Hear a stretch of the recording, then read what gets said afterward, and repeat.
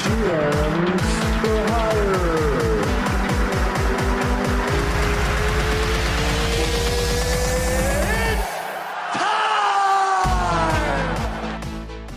Welcome back to GMs for Hire. I am Matthew Perry, and the New York Yankees have re-signed Aaron Boone to a 3-year contract with an option for a 4th year. This coming after much speculation that Hal Steinbrenner did want Aaron Boone back. Of course, if you're a Yankee fan or know a Yankee fan, they are likely not in favor of this. They don't like Aaron Boone for one reason or another. Hal Steinbrenner and the front office have said that the players and everybody have a great respect for Boone, and he's the answer. He's not, or he's the solution. He's not the problem. But many Yankee fans don't see it that way. And myself personally, I don't know how in favor I am of Aaron Boone returning.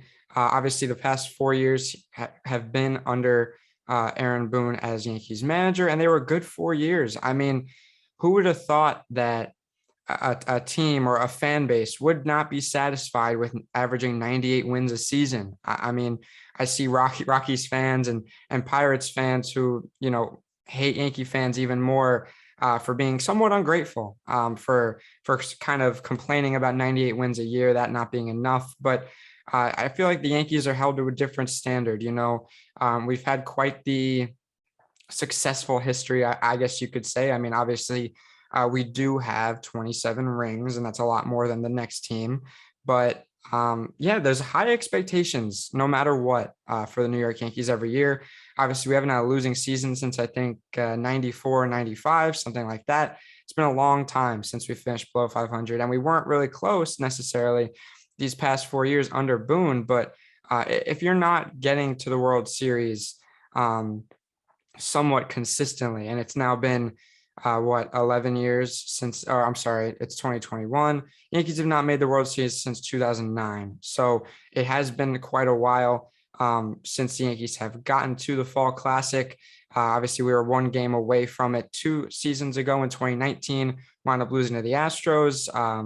Looking back, obviously the whole cheating thing, playing into that, it sucks. It really sucks, but that's the closest the Yankees and Aaron Boone have gotten to the World Series since 2009.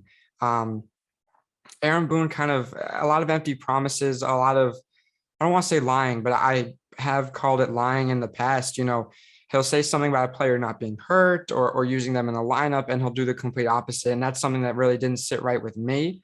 I didn't like how he did that. I don't know how anyone can.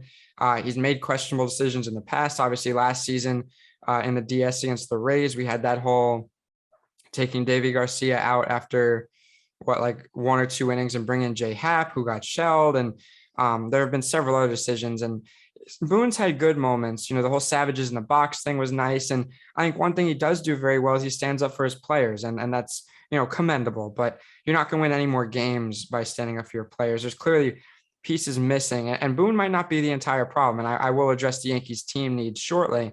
But the Yankees have taken a couple right steps, firing Marcus Thames from the hitting coach position, opening that up, firing Phil Nevin, that send in the wild card game where Judge got nailed at home. I mean, I guess it's a fireable offense. I mean, it's the wild card game. You need to advance, and taking a runaway there. Of course, we lost by, I think, 4 runs. I think it was like 6-2 or something.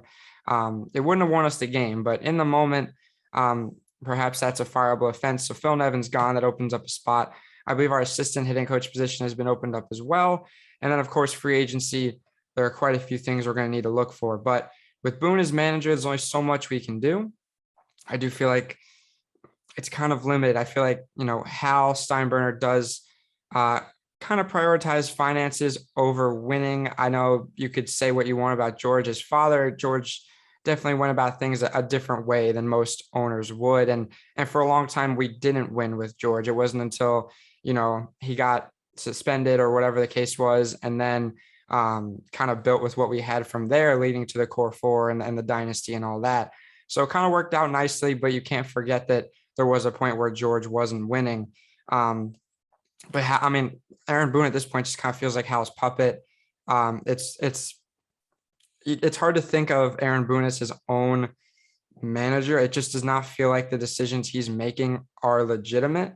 Obviously, Brian Cashman, our general manager, has a hand in this as well. And he's been around for years. I do trust Brian Cashman, but, on and off for years now, people are, kind of looking for Cashman's exit or something new, a change of pace, because Cashman's been with the team for a few decades now. So, I mean, I don't know. I do think that Hal and Cashman do play into this somewhat. I don't think Boone should be completely hated. I'm still not the biggest fan and was kind of hoping we'd go in a different direction. Obviously, Rick Renteria hasn't managed in a couple seasons now. He was great for the White Sox. I still don't know why they got rid of him. Bryce Tingler, obviously the Padres collapsed and they let him go, but I still think he's a pretty good manager. With more consistent pitching, the Yankees at least, perhaps that could come together well. Of course, the big issue for the Padres was pitching, and the Yankees should definitely address some pitching issues, and I'll get into that. But yeah, there were options out there for a manager. Ron Washington, he's currently a base coach for the Atlanta Braves. He's someone that I would have wanted to see. He has managing experience. He was a former manager of the Rangers back when they were making World Series runs at the beginning of the 2010s.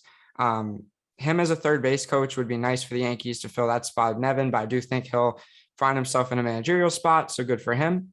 Wish him the best there. One guy I do think the Yankees should look at as a third base coach is Brian Butterfield, the third base coach of previous teams. He just got let go by the Angels, but he's with the Yankees for a couple of years, the Blue Jays. I think he's most well known for the Red Sox and the Cubs, both coming within the last 10 years. But I think he'd be great to fill that third base position. He's 63 years old. He has plenty of coaching experience, especially at third base. So I would really love to see the Yankees fill that spot there.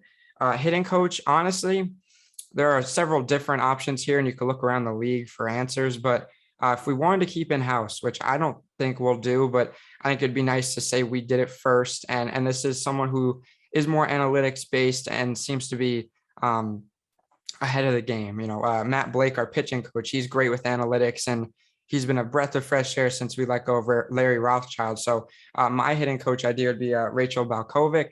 She, of course, is the first full-time female hitting coach in Major League Baseball. I think she's somewhere in the minor leagues for us, but bringing her up, and a lot of people say she's ready for it. She's only like 34, but she seems to have quite the handle on knowledge of the game and coaching ability. Seeing her, giving her a shot on the Major League level would be great. I mean, I think it would kind of push things forward, like Kim Ng being the first female general manager in Major League history with the Marlins. I'd love to see it, not just to make a statement, but I do think she could bring some value. Players wise, shortstop this year in the free agency pool is vast with talent. Carlos Correa, Trevor Story, Corey Seager, Javier Baez, if you think he's talented, several other guys. Now, the Yankees had a press conference today, of course, with welcoming Boone officially back, and Brian Cashman spoke a bit, and he basically said that Gleyber Torres was going to be a second baseman moving forward, and that completely opens up the shortstop position, at least you would think. Obviously, DJ and Gio are still around, but they'll be moving around elsewhere. Gio at third, DJ at first. Luke Voigt, if we hold on to him, you would think would be more of a DH with Giancarlo moving to the outfield, but you know how Aaron Boone and the Yankees handle that.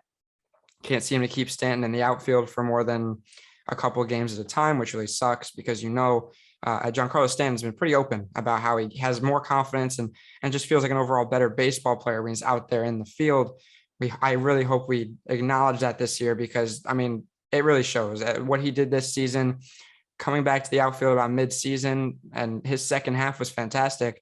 I want to see that again. But back to shortstop, we need Correa, Seager, or Story, and no ifs, ands, or buts about it.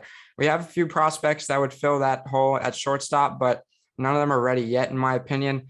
There's no reason we can't afford any of those three guys I just mentioned.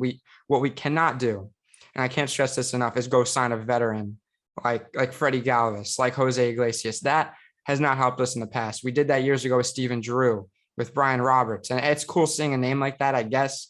A guy like me, I like random baseball players, and those names speak to me, but that's not going to win us the World Series. We need to go get Correa, the biggest villain in baseball right now. He's in the playoffs right now, showing why he deserves a big boy contract, and he's going to get one. It just has to be with us. For all the bad blood the Yankees and Astros have had over the past couple of years, get over it. He's going to work for us now, and we're going to win with him. So, any Yankee fan doubting Correa for who he is as a person, you're not going to doubt him once he's, leading our team in home runs or something special like that. So that would work for me. Not Correa, Seager and Story, of course, would do the same. I mean, they've both proven themselves. We even talked about Story almost coming to the Yankees at the deadline. Of course, that didn't happen, but now would be a great opportunity. So one of those three guys, pretty pleased. Catcher, Gary Sanchez is Gary Sanchez. He has his ups and downs offensively, defensively. Cashman says he's came a long way, but has he? I personally don't think so. I don't think he's where he needs to be defensively, and therefore I would not be opposed to seeking other options, but there really aren't going to be any better options out there. There are a few catchers who are set to be free agents, but have club options, which I can almost guarantee we picked up. That's Buster Posey and Christian Vasquez. Those are the two that stand out to me most.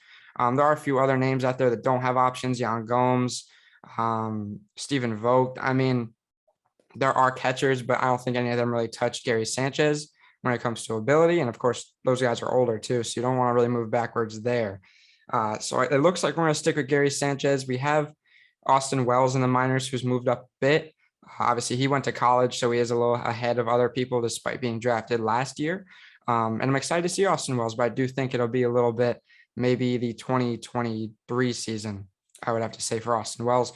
So right now it looks like it's Gary Sanchez's spot behind the plate. It is what it is. It could be worse, honestly. I'm not the biggest Gary fan or much of a fan of him at all at times, but it could definitely be worse.